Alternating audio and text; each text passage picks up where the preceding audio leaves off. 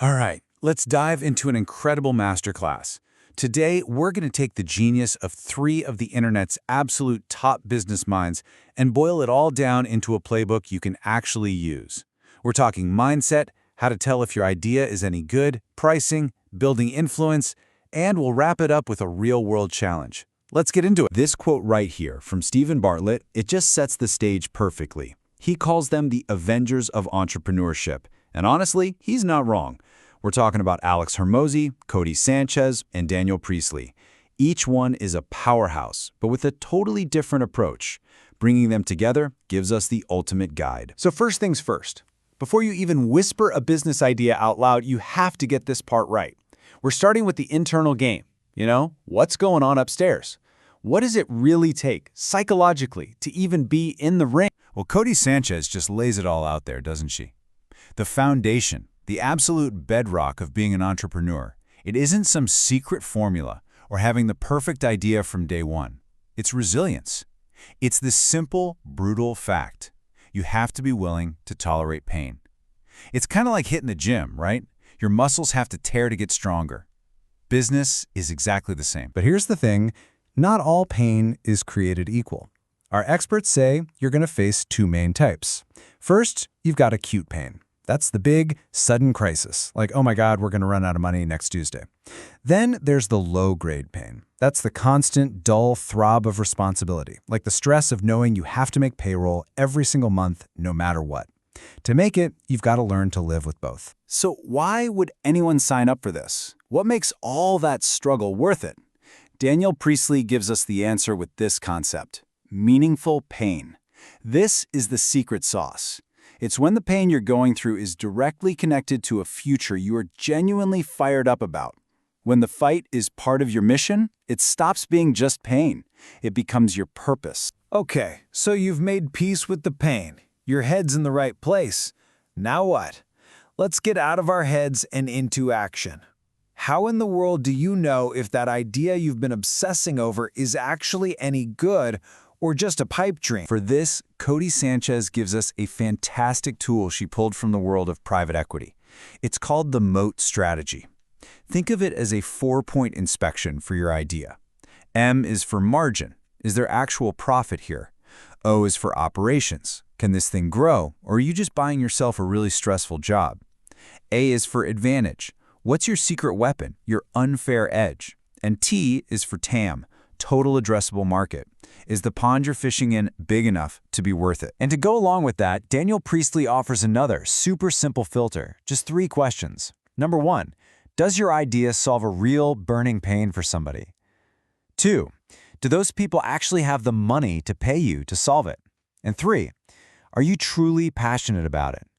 And by passionate, he means, are you willing to suffer for this specific idea? Now, if you're feeling all this pressure to find that one perfect idea, just listen to what Alex Hormozi says here. Your first business, it's like business school, but with real consequences. You're there to learn the game, marketing, sales, operations, leadership. What you're actually selling is almost secondary. The most important thing is to just get in the game and start learning the rules. All right, let's talk about the big, scary dragon that lives under the bed of almost every new entrepreneur: pricing. How do you actually set your prices, make a real profit, and stop just, funding your own hobby? Check this out. This 45%, it represents a company that was saved not by working harder, but by thinking differently. Cody Sanchez tells this amazing story about a home inspection company that was just 45 days away from going bust. The only thing they changed? They went from San Diego home inspections to luxury home inspections. Just adding that one word increased their margins by 45% and completely saved the business. Why? Because they started targeting people who weren't looking for the cheapest option. And if you want to see why that works, look at this customer pyramid from Daniel Priestley. It's fascinating. The top 1% of your potential customers, they control about 15% of the total budget. But look at the next 9%, they have a whopping 45% of the money. So the real money, the real opportunity, it isn't down in the crowded bottom 90%. It's in serving that top 10% of the market. Okay, so how do you know if your price is actually right? Alex Hormozi gives us this wild metric. He says if you're not getting told no by about 7 out of every 10 people you talk to, your price is too low. Let that sink in. Hearing no isn't a sign you failed. It's a sign that you're finally priced where you should be. It's a data point. And hey, if you just need one last little kick of confidence before you say your price out loud, remember this legendary line from marketing guru Dan Kennedy. Just say the number and hold your nerve. It's such a simple rule, but it is so powerful for shifting your whole mindset. So, you've got a profitable business model humming along. The next level of this game isn't just about grinding out more sales. It's about scaling your impact and your reach by building genuine influence. Let's see how the best in the world do it. When you start creating content to build that influence, you've basically got to pick a lane. Are you an entertainer or are you an educator? Think about it.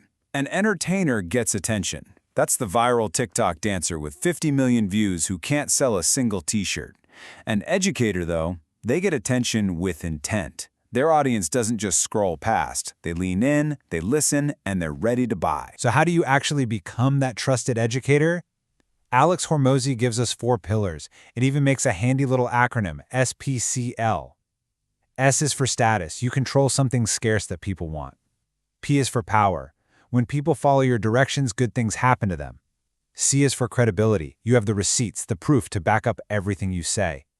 And L is for likeness. People feel like you're one of them, that you're relatable. And really, all 4 of those pillars boil down to this one central idea. It's so simple, but so few people do it. Proof always beats a promise. Always. The absolute best way to build influence is to get real results for yourself or for others, and then just talk about that. Case studies, testimonials, your own story, that's infinitely more powerful than just promising what you can do. Okay, we've covered the mindset, vetting your idea, nailing your pricing, and building influence. Now let's put it all together. Let's make this really concrete. How would our 3 experts actually start a business right now, depending on how much cash they had in their pocket? This is so cool because you can really see their different philosophies in action. With just $1,000, Alex Hormozi is selling a high-value skill, something like sales or advertising, where there's basically no cost to deliver it. With $10,000, Cody Sanchez is playing the partnership game. She's out there sourcing deals for other people. And with $100,000, Daniel Priestley isn't even starting his own idea. He's investing in an existing expert to leverage their platform and learn the game at the highest level. 3 different paths, all valid. So after hearing all this from these 3 absolute titans, let's bring it back to you. Ask yourself this. What's the one game within business that you've been undervaluing? Is it the pricing game, the partnership game, the content game, and more importantly, what's one small thing you can do this week to start playing it just a little bit better?